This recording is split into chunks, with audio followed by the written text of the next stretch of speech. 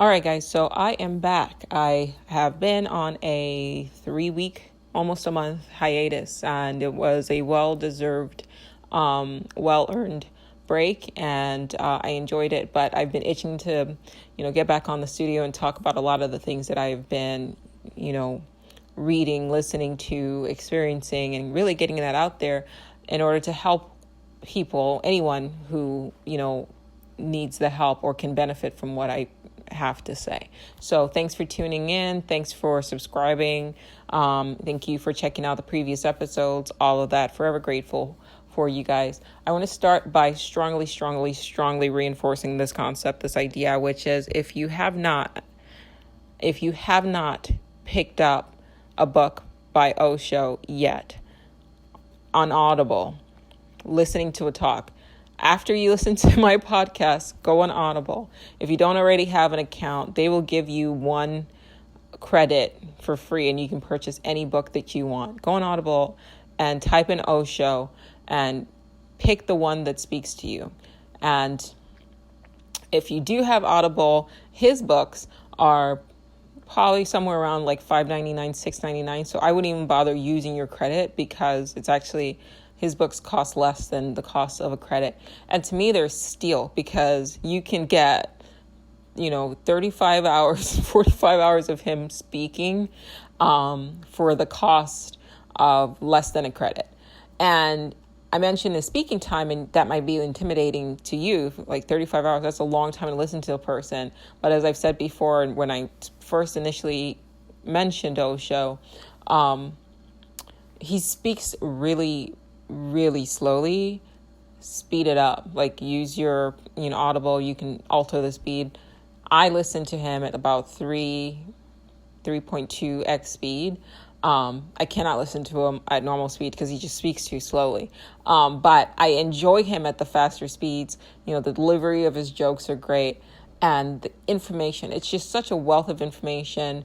And I'm really, I'm getting no benefit out of recommending that you listen to Osho beyond just knowing that the few people who hear this and will follow through on the advice will be greatly benefited by that advice, by listening to Osho. Addressing his, quote, sordid history, all I can say to that is nobody's perfect, and all of the kind of controversy that surrounds him actually likened me to him even more because, I spent a lot of time studying philosophy, theosophy, and all of that. And I've listened to, talks and audiobooks by like the likes of Ram Dass and Eckhart Tolle, and I forget the other guy. He's Indian as well, but really popular, Deepak Chopra.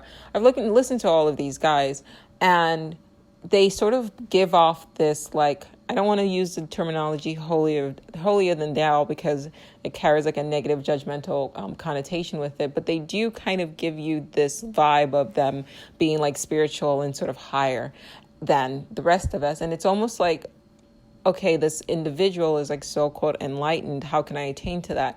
Whereas what I love about Osho is that he, to me, when I listen to him, I don't approach him as this like spiritual guru or like a messiah or, some sort of,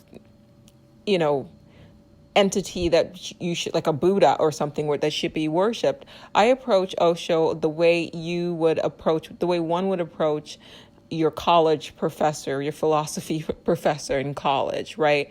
He is obviously flawed, but so are the rest of us. In fact, one of the criteria for a higher being, a soul, which is what you really are, entering into this lower plane is you are becoming less than, right? So if you are a god, for a god to become human, the concept of becoming human means that you become imperfect.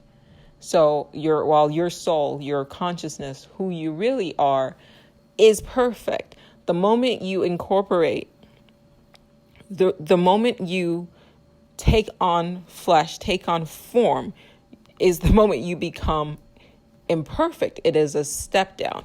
And so acknowledging, that he was not a perfect individual, acknowledging that there was some controversy that came with him and his life, still go and listen to his books, because and listen to it, like I said, from the approach of, okay, this is not a spiritual guru. This is my philosophy professor who has studied Eastern, Western, philosophy and brought them together to like a well-rounded, mind expanding, mind challenging experience. And that's what I'm going to say with that. And from that, I'm going to share some things that I kind of picked out from him that I just really, really has sort of taken in and have used to basically improve myself and break free from the ego more and more. Essentially, what I'm working towards is what some people would call enlightenment. And in my opinion, it's a gradual process. I subscribe to the ideology of Gurdjieff, who says that man is not born with free will, right? Free will, and I'm rephrasing Gurdjieff's writings in my own understanding, but free will is something that we earn, right? It's not something that's given to you. He basically says that we're all slaves, we're all robots, we're all unconscious, the majority of us. And I subscribe to the idea that to have true free will, which, as I've stated in previous episodes, and I've used, neurological writings and books on philosophy and things of that nature to discuss the concept of free will and how that's really an illusion. I'm reiterating that it's not even free will. It's you actually have to make a choice to not do something that your ego expects you to do or reacts, to do, right? In the sense of, for the most part, if somebody walks up to you and hits you, your response is to automatically react and hit them back, right? And that if your behavior, right, is predicated on external circumstances and is constantly driven by the external, you can never truly say that you're free, because your whole life is just based on you reacting to things outside of yourself. And so what true free will isn't choosing, but it's actually choosing not to do something, right? And that's when you can exercise, quote, free will. I have had a very interesting experience towards the tail end of my 3-week hiatus vacation. It's funny because I look at my life and it seems like I'm being shepherded, for the lack of a better word. The older I get, the more I feel as though there is me, right? A higher self that has been guiding my path and really teaching me indirectly. And I say that because I randomly happened to just start reading Osho again back in August, or it might have even been like late July. I had purchased one of his books before and listened to it. It was like on the Dhammapada. And honestly, I stumbled across Osho because I think I might have seen like years ago a quote by Osho on like Instagram, and the name Osho stuck with me. And then another one of my friends that I had like almost a decade ago said he would always quote, and his name was Joe too, it's funny. He would always quote, "The fool looks at the finger that's pointing to the sky."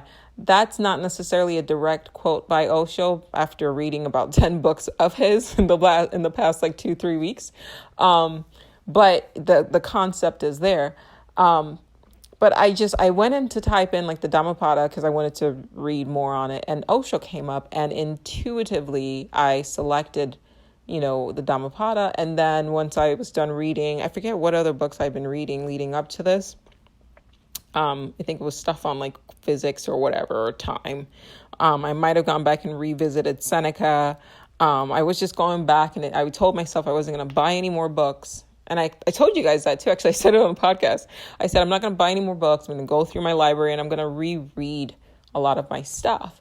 And in the act of rereading a lot of my stuff, I re-stumbled back on the Dhammapada by Osho, and then listening to him, I was like, actually, there's a lot of stuff I didn't catch the first time that is like mind expanding, the second time. And I was like, I'd like to check out some more of his stuff. And here we are 3 weeks later, and turns out that I was always supposed to read and listen to all those books. And more importantly, listening to all of those books prepared me for there was a situation that I had earlier this week that I realized, had I not randomly, and I'm saying randomly in quotes, had I not randomly, quote, decided to start rereading Osho, the situation would have gone the other way.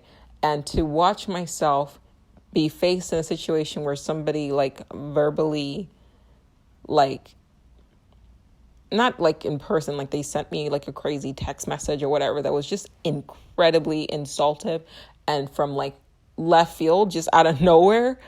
And to see that, and then it was I don't know if you've ever had somebody just insult you by text and unprovoked. Your first response is ego, right? Who the fuck do you think you're talking to? And I felt that. And normally, right, under normal circumstances, somebody attacks you and you just black out, you ghost out. The ego takes over and it's defend mode, right? Depeche mode, defend mode, right? And that's who I am. Don't believe me? Go and listen to the first few. You can literally hear the growth, my self-growth on this podcast. And that's one of the reasons why I do the podcast, because I'm watching and listening to myself grow. But there's literally an episode that's called I Am Cheap and Petty. And I prided myself on being a petty individual. And if you listen to that episode, I admit, I'm not an antagonistic person. But if you come for me, I will destroy you. And I prided myself in that and being that kind of person. And am I ashamed of saying that? Hell no. What I do recognize through listening to all of these books that I've mentioned throughout the podcast, but specifically binge listening to Osho's talks over the past 3 weeks, what I have recognized is that all of us have that thing in us, right? That ego. And for the most part, a lot of our egos are overweight and remarkably out of control. And when a person sends you a message like that, where they're insulting or they're attacking you, if it's a comment on Facebook or social media in general, or a crazy email, or even if the person literally is calling you to attempt to fuck up your day, that's ego.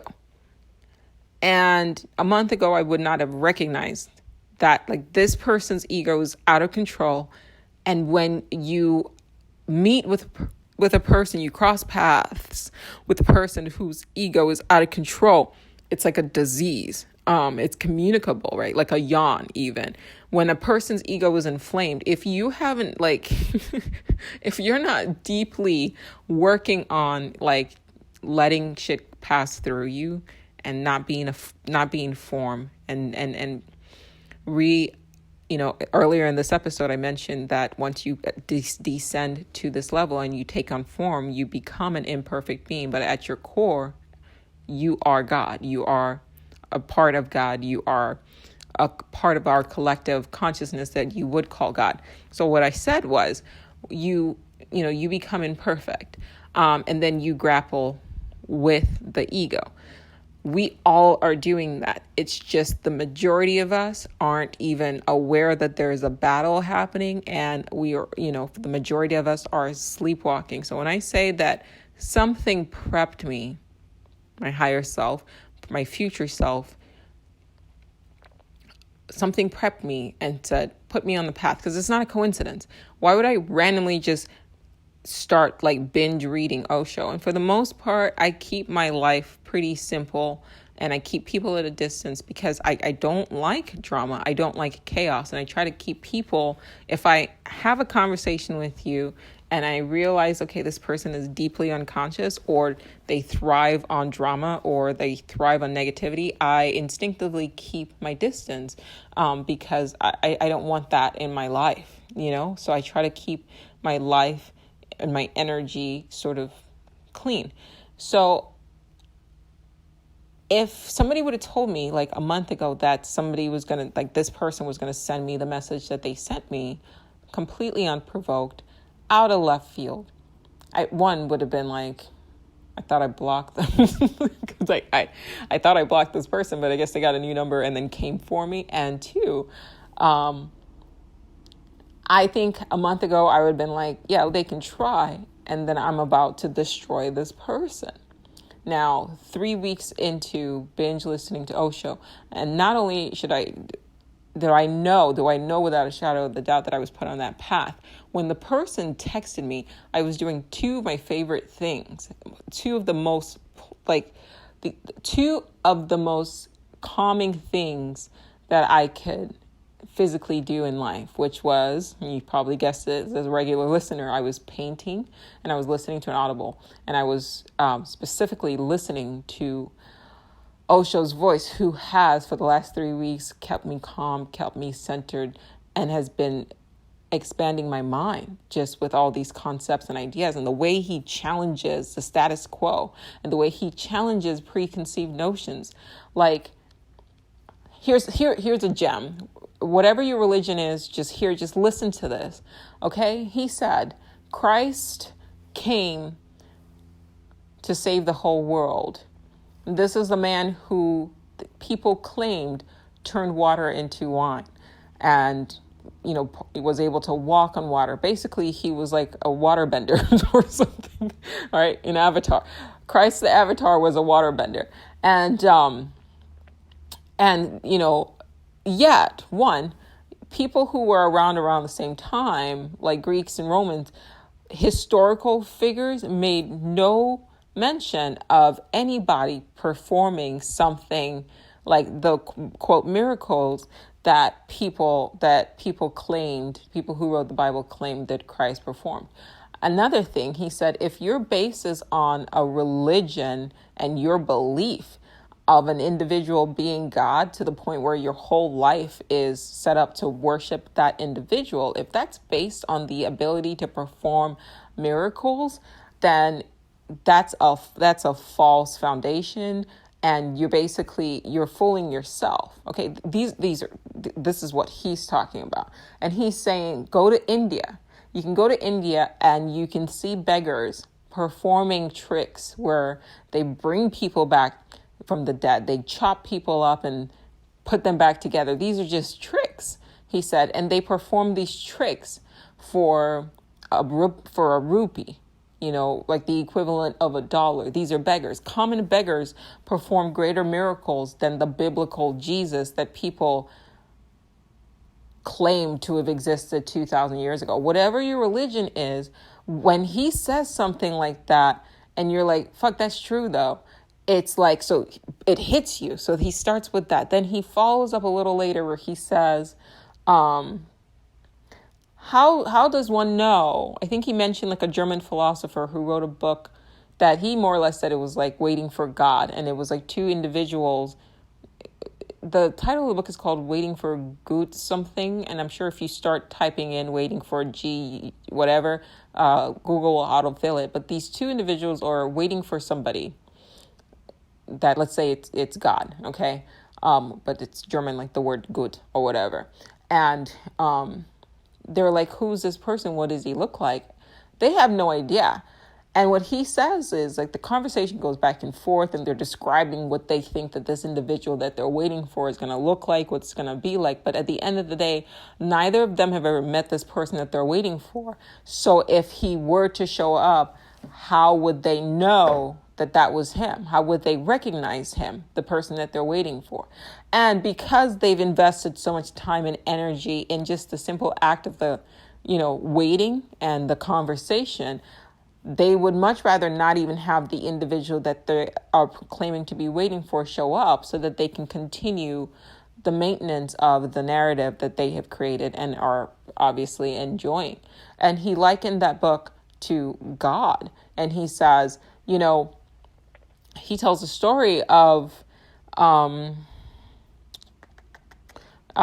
ordinary God that comes, and he speaks first to a taxi cab driver, and he apparates in the taxi cab, and he says, "I am God." And the taxi cab driver says, "How are you God? You're dressed like a beggar." And he says, "Oh, I perform miracles." So he performed a miracle where he disappeared and then he popped back into his cab. And then he said, "You go tell people that I'm God."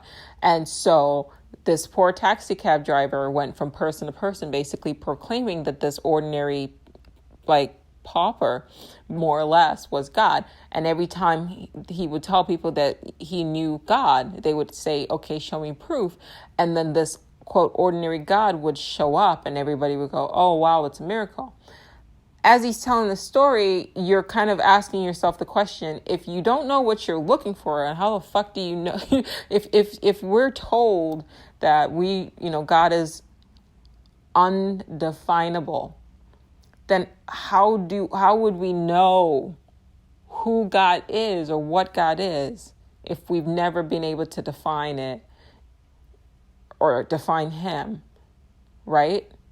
So he's saying, right now, an entity can show up and claim to be God, and we, humanity, would basically attack him. Like he said, he made a joke about Christ. They asked Christ to come again, and he was like, "No, if I came again this time, they'll kill me properly. I mean, they killed me the first time because they didn't know that I was the Son of God. But now they're going to kill me again because there's so many businesses that are set up to support the belief that if Jesus really did come again, the papacy is destroyed, all the Pope's power is gone, priests. Why do you need pastors, right? If Christ comes back, the whole thing is, a hustle. It's a business. So people in power who are religious would much rather have a world where Christ never comes, because that allows them to maintain power. This is that's just one 20-minute conversation that he had that I'm just like, oh shit, that's deep though. That's true. That's true. And then that led me down this quote rabbit hole thought of aliens, right? Because I'm like, all right, cool. So by definition, we are told that Christ was able to walk on water and turn water into wine. Okay, now think about where we are technologically, where we're heading to, and go on Google and type in shit that DARPA is doing, because your mind will be blown. They are coming up with technology that if somebody showed up to you right now, based on our level of ignorance, you would think that person was a time traveler or an alien or, a god, right? And that they have those technologies available right now. That's online for you to go read, but it's not available. The larger public isn't aware of it. So if somebody showed up and camouflaged themselves, they turned their skin to transparency, you would think you just saw a demon. Now imagine that an entity from our future shows up now. And they say, "I'm God because I can walk on water, turn water into wine, etc." They know our Bible, right? How the fuck do you know that they're telling the truth, right? Especially if your basis of what you think God is based on a book that was written 2,000 years ago that is historically faulty at best. At best, right? These are facts that he's saying. And I'm like, now imagine an entity did go back in time, right? So let's say 200, 500 years from now, we master time travel. It is possible. We are capable. You just have to develop the technology. That's it. And just because we are incapable of conceptualizing the technology now doesn't mean that the future generations are going to be limited by our ignorance, right? So I'm sure 500 years ago, if you told people that I could record, basically you explain a podcast to people.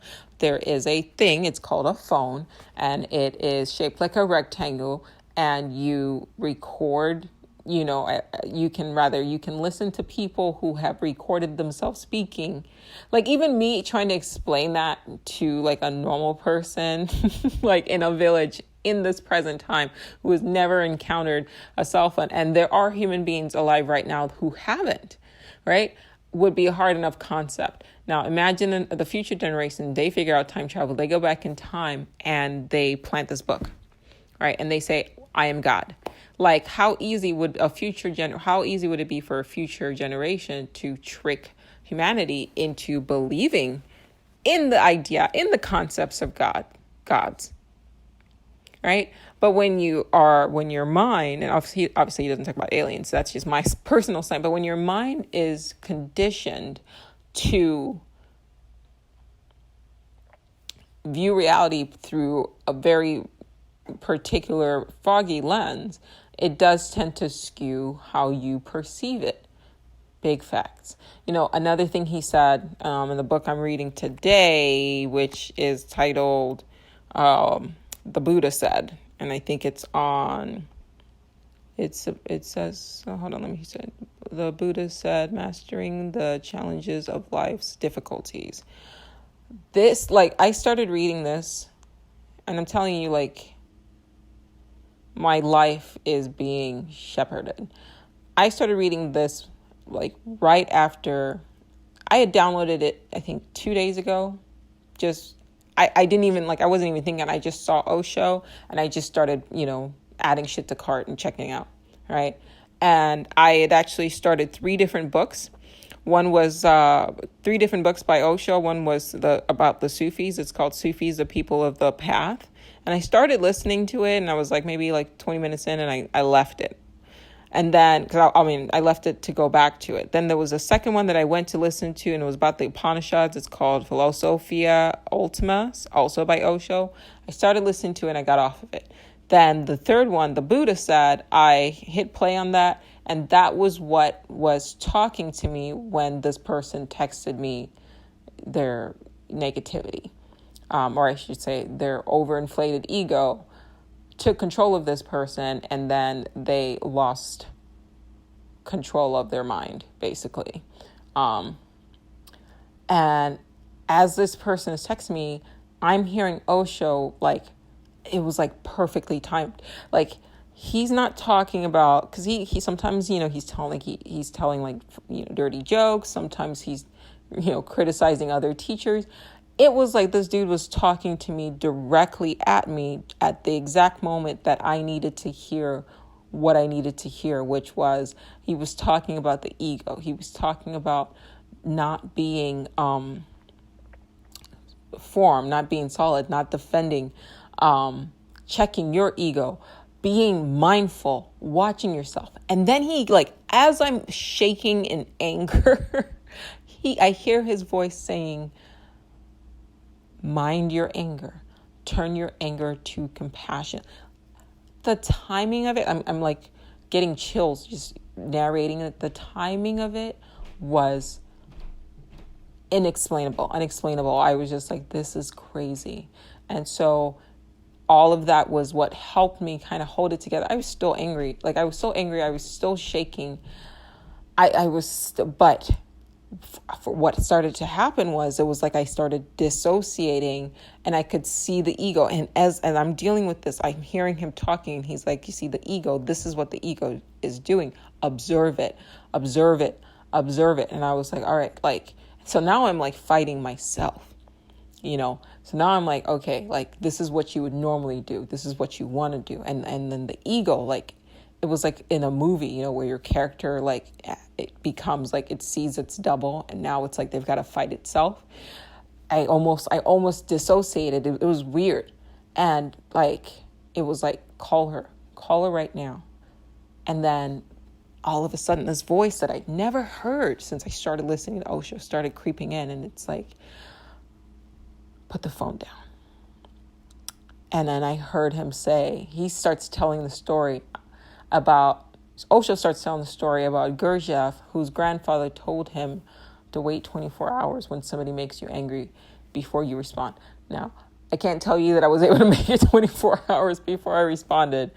And honestly, with the situation that it wasn't something that I could have just waited 24 hours. Like, it was something that I needed to handle, that day. But I was able to do something that I have never been able to do, which is not react, particularly when somebody texts me some crazy shit. And I put the phone down, and he's talking to me, and he said, you don't want to react. Osho is talking to me through this fucking audiobook that I just coincidentally happened to be listening to at the exact point in time that this is happening. And he's saying, you don't want to react. You want to respond. All right. And he's saying an unconscious mind reacts. You want to respond consciously and with compassion. Take that energy. Anger is energy, but you can transmogrify that energy and change it into compassion. And on paper, I tell you, I look compassionate as fuck. It went against the nature of my ego to do that. But on paper, I was compassionate. And even at the end, when I told the person, if you threaten me like this again, I will be forced to contact the police. And then I am going to block you. And they sent this really long dissertation. And then I did not respond. That was life-changing. If you're a new listener and you haven't had the opportunity to check out my earlier episodes, especially from season 1, and you listen to the way I talk, it wasn't that long ago. I would say maybe a year or 2 ago. They're time-stamped, I believe. You listen to the way I talk and understand, like you would understand that I wasn't the kind of person where you can say some crazy threatening stuff to me and I would just be like, yeah, that's fine, whatever. But stop texting me, crazy, like just really chill. And I know that it just reinforces that I'm not on my own on this. And it also reinforces that, I got to keep doing what I'm doing, which is talking to you guys and encouraging other people to listen to their intuition, to listen to some Osho, disregard the bullshit around it, get the message. Because if I would have judged him, like, who the fuck are we to judge? Like, any of us are perfect down on this plane? Of course not. But if I would have judged him and said, oh no, like this guy is whatever, I would have really missed out on a lot of lessons. A lot of lessons and a lot of growth. And so I am forever grateful for that. And I cannot urge you strongly enough to check it out. If you don't check out any other book, check out The Buddha Said. The Buddha Said. And like I said, you get a free credit if you've never downloaded a book from Audible before. And if you have, his books are like less than the cost of a credit, like $6. And you obviously will own the book. It's not like you have to pay a subscription to keep listening to books, which, by the way, apps that have now shifted to subscription services are like weird to me. But anyway, it's a weird side note. Like, why do I have to keep, why now is everybody trying to like force you to subscribe to stuff? I don't get that. But the idea, the concept of having an audiobook now is you can get The Buddha Said. It's 30 hours long. And if you are, if you speed it up, you can do it in 2x speed. And if you just listen 3 hours a day, you can get through it, by the end of your weekday, or by the end of your week, rather, 4 or 5 days. And you can listen to it whenever you want to for $6.99, $7.99, $8.99 even. Get it. That was a book that my higher self directed me to listen to, and now it's directing me to tell you guys to do so that's what I'm doing. One of the things too that I experienced, we went on a road trip. My husband and I, we drove to, first we stopped by Sedona, Arizona, and then from Sedona we went to Scottsdale or Paradise Valley, Arizona. Sedona was a short-lived trip because there was a spider in my room, and I don't fuck with spiders like that. But and then when I called the front desk, they were like, "Oh, that's normal. We get scorpions and rats sometimes, and all of that." And I was like, I'm good, love. Enjoy." So we dipped out. But on our way out of Sedona, I got, once again, a random intuitive feeling too. Like, I saw a sign, it said, "Get your aura read." And so I was like, all right, cool, let's see what happens. My husband was getting coffee. I don't really drink coffee. It was hot as fuck. I wanted to find some air conditioning. So I went in, got some AC, and I got my aura read. And the guy was like, "You're indigo. Like, you're an indigo person." And he's saying, like, your throat chakra. I don't know anything about any of this. And at some point I'll probably like deeply, research it.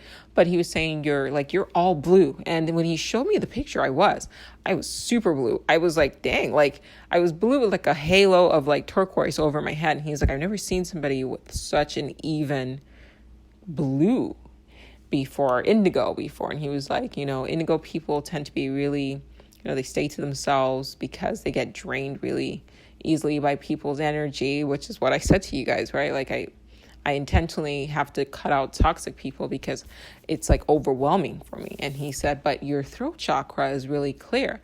And a lot of blues have a problem speaking their truth. They're supposed to help people. He said they are psychic and they are intuitive. But a lot of them are so timid and withdrawn that they're healers, and this world needs healers. But they're so withdrawn because it's almost too heavy for them. And so their throat chakras tends to be like closed off or influenced by other things. And he's like, "Yours is like super blue, like it's super clear." And he's like, "Do you speak your truth, or what is that?" And I was like, well, I mean, I don't go out of my way to like, I've been working on, I should say, not like imposing my advice on people, but I do my little podcast. It's my way of, speaking to people, to anyone out there who needs to hear the information. And that's how, I try to help people, because it's the easiest way for me to help people and reach a larger, audience of people. And he was like, "That's great." And he was like, "You keep doing that. Because you're healing people that way." So that was really cool and random. But once again, he was like, "Yeah, you're being influenced by," or not. He's like, "Actually, not being," he said I wasn't being influenced by anything, but he was like, "Your intuition is very strong and you gotta, trust that." And he mentioned that I, psychic abilities and things like that, which regular listeners have heard me, like I've chronicled this. I just sort of approached it with like a level of, disbelief, because I'm such a my persona is so logical that I have a hard time balancing, being really intuitive, but then also like being this like logical. At one point, a couple of times that I've taken the Myers-Briggs test, I am an INTJ, and my life path number is 7. So if that means anything to you, you can do the research, find out like how weird that is. So I don't even know what kind of combination of an individual my psyche is, I guess, to be an indigo, to be an INTJ, and to be a life path 7. And I'm a Virgo as well. So boom, there you go. And I don't know if all of that is correlated, and I don't know what any of that means like together. I just know what they mean individually. But that was an experience that I had, and it's motivating me to just keep kind of coming on here and, putting the information out there, because I know that people are benefiting. So I'm going to share a couple more quotes that I had kind of written down as I was listening to a show that I was like, I'm really looking forward to sharing it with you guys. And one of it is, people ask, "Why can't I see God? Is God invisible?" And to that I respond, God is not invisible. You are just blind. And when he speaks of God, he doesn't mean some daddy in the sky who's going to punish you for being bad. In fact, in that same book, The Buddha Said, he talks about how, and that's another, like, I still have 30 hours left in that book, by the way. It's just so profound. And, like, everything so far has been so profound. But what he says is, you commit a crime on earth. say you kill somebody, okay? They sentence you to life in prison, as in you're living out the rest of your life, and then like an additional like 100 years or something like that, which I've said before, to me is evidence of like reincarnation, because or maybe even like a leftover of when people believed in reincarnation at some point, and it's kind of crept into our justice system, or someone on some level knows that we really do kind of keep coming back here. Because life in prison is one thing. Why are you adding the additional like 110 years? Like I get, like, you could say that it's for emphasis, but I think saying you're going to spend the rest of your life in jail is like enough emphasis. Like, you don't need to add plus 120 years or whatever, or sentence them to 2 lifespans in jail, or like the whole, like, like if you put it like that's kind of weird. But anyway, he was like, for the worst crime, the justice system that was created by human beings is more just than the biblical God, right? How can you punish? He said, you take my sins and you combine them, and I would be punished for eternity for the sins of just one life. And then if you're Hindu, right, and you believe in multiple lives, then what? Then are you just burning in hell like to infinity? How can you punish people? How can you be less judged? How can you be a perfect God, and yet somehow you are less just than human beings? Like, that's the stuff that he says that you pause and you go, that's facts though. Like, those are facts though. Like, to punish somebody for infinity, for something that they did in one lifetime, just to torture them, is crazy. Especially if you gave them the ability to basically become imperfect. So if we are, by, like, say, Christ's admission, we are all children of God, and then we take on form, then we're stepping down knowing that we will be imperfect. But then those imperfections are now labeled as sin. Like, and then you're going to get punished for those same sins. Like, that's kind of crazy, right? Like, legit, I'll say it again. Christ says that we're all children of God, meaning that we are all perfect. Our souls are all perfect and clean. And then when you take on form, you become imperfect. That same Bible also says that imperfection is sin. And sin is sin in the eyes of God. And when you sin, you shall be punished for all eternity. Then why put higher forms, right? Why put the essence of a higher life form, which is what God is and what your soul is too, right? Why put the essence of a higher form in an impure being?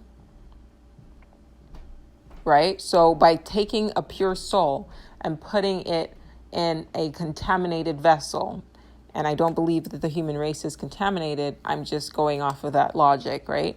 You take a pure soul and you basically corrupt it.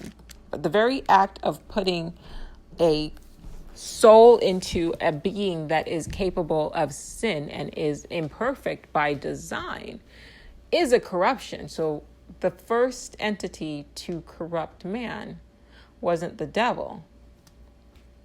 It was God.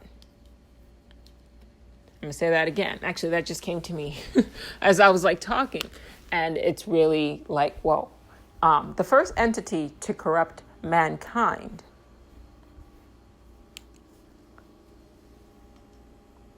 was God. Because there was a biblical God, because he took an entity, he took the essence of what he was. If you're going by what the Bible says, he took the essence of what he was, which was pure, unadulterated consciousness, right? And then he put it into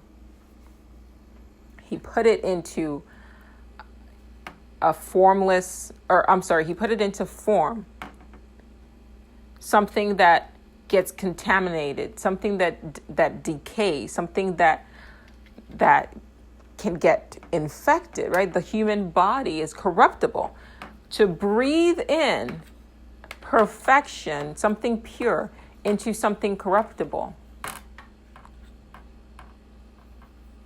makes God the first corrupter. It's not the devil.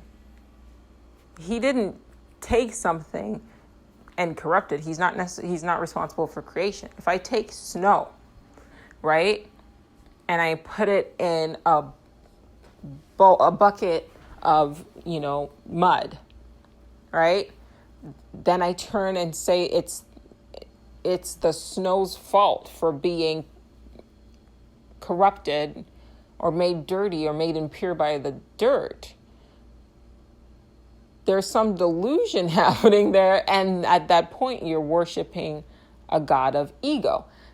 That's another thing that Osho had said in one of the books. I don't know which he said it, but he said, the biblical God is all ego. All ego. Pure ego. You listen to him. How dare you? You shall have no other gods before me. If you take the fact that it's a God and ask yourself, if it was a person saying this stuff, you wouldn't you would be like, bro, chill, right? The ego on this person, if they're kind of going off on that, but he stays trying to satiate his ego. Kill your child as a sacrifice for me. Go back to the Old Testament and look at it with Eastern eyes, and you can understand why the Hindus don't really understand the allure of the Western Christian God, because it's a very ego. The God is ego, and by definition, if ego is form, right? If ego is based on form, right? If ego is only found within form, then by that definition, God is not God if God is ego. God is not God if God has an ego. You have an ego because you're a human being, and the ego comes with form, which then should tell you that the biblical God is a creation of ego. Period.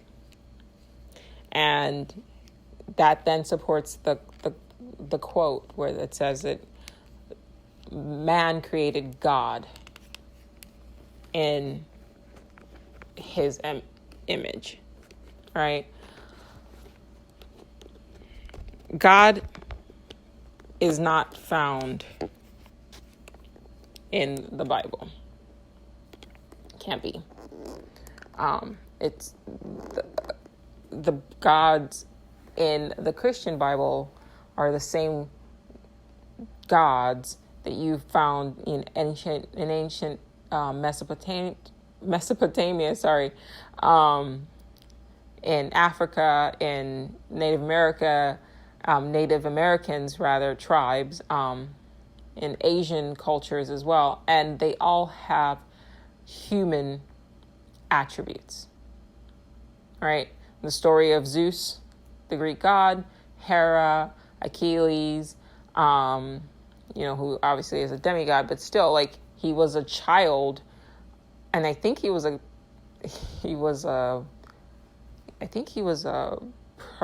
product of rape, actually, because Zeus, if you read their theology, the Greek theology, he just kind of went around raping people, but that's another episode. But all of the gods that mankind has sort of created, for the most part, all have egos. And you want to kind of go back and listen to this podcast again, because I know I'm going to, because there's some stuff that I said that now it's kind of tying itself back to it, which is you were a pristine being. That's what your true self is. You're consciousness, your higher self is this, it's that being that observes the ego. It's that being that I described when, I got this text and I had to take a step back and I watched this like monster in me like swell and want to defend and want to attack. I wasn't that ego. I had been that for a very long time, or at least I had operated under the assumption and programming that that version of me, that ego, was me. But all of a sudden, by observing that, I became the watcher. By observing the ego, I dissociated. I woke up from slumber, so to speak, and became conscious and became like God. And by that definition, by those definitions, it explains then why consciousness is described as God, and God being the collective consciousness. So on some level, in some greater reality, there is a collective of what used to be human life forms, if this helps, but obviously could be any sort of form-based entity that rose to the top, so to speak, and dropped ego, dropped form, and now exist as just pure consciousness, no ego, pure awareness, no ego. That collective is like a brain cell, if you want to look at it that way, but that collective is the collective consciousness, the universal or multiversal consciousness. And that collective of non-ego bound, formless consciousness is God. It's not the Bible God.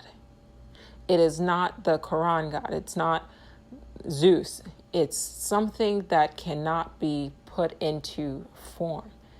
It just is. In fact, it's something that exists outside of form. And so when they say that by meditating, one can get close to, quote, God, meditation is an exercise of controlled awareness.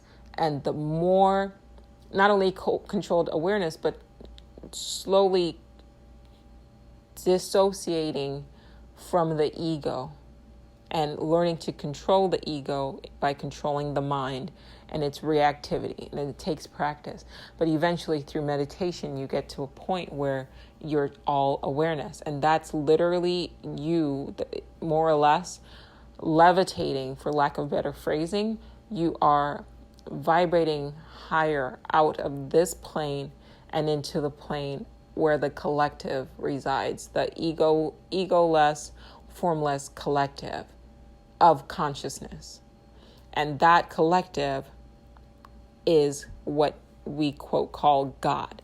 But even God, I believe it was Eckhart Tolle who said in the beginning of, I think it was A New Earth, or it might have been The Power of Now, but he says, when you use the term God, for some people it has a negative connotation to it. So instead of calling it God, I will simply call it awareness. That is God. And you become like a God, knowing good from evil. And this is me quoting the devil, the snake, rather, in the Garden of Evil. He says, you eat from the fruit of knowledge and you become like a God, knowing good from evil. He never lied, but he did lie, but he didn't lie. And I think that there's some deep esoteric knowledge even with that, even within that phrase, right? Because if you can look at it as knowing good from evil, as knowing consciousness from ego, right? So evil being ego and consciousness being good. What Osho would say is that these are just all labels that religious, and when I say religious, I don't mean it in the way that Osho uses the word religious, but I need it in the way like the Catholic Church and things like that. these are all concepts that have been created to sort of keep our minds programmed in a particular way. So good, evil, morality, and all of that, they're just labels. What we define as evil is purely an absence of consciousness, all ego, basal, animalistic, unconscious behavior. That's evil. And so therefore the opposite of that is a state without ego, right? A state of grace, a state of compassion. It's just literally the balanced opposite of that. In order to achieve both, or in order to achieve either, right, they need each other. But our aspirations, particularly if you've listened this far, then clearly this message is for you. You are here right now. You've been put on this path right now because it's your probably last incarnation, your last go at taking on form, and then you ascend. Then it's time for you to stop becoming an individual over and over and over again. And if you're listening to this and you feel tired, like you've been here before, and that's because you have. And so as you get close to the end of your incarnations and reincarnations, the cycle of reincarnation that we have all kind of been sucked into, you discard the flesh, you discard the form, and join the collective consciousness and become God. So this is the last sort of lesson, your life that you are on right now, because the life is the lesson. And so this is the last lesson. So, good stuff. I could talk about Osho all day. And to be honest with you, I'm not going to stop listening to Osho. So there are going to be a lot more episodes that are going to be based around a lot of the stuff that he said. But I'll leave you with this one quote for those who need it. He says, "Misery is your effort. Ecstasy is your nature." So basically, it's your nature to have peace. It takes effort to be miserable rather. It takes effort to be miserable. Like, that hit me. And I want you to meditate on that too and really think about that. So I'll say it one more time and then I'll sign off. Misery is your effort. Ecstasy is your nature. It takes effort to be miserable. You can have peace as your nature. Peace is your nature. Misery takes effort. Thanks for listening.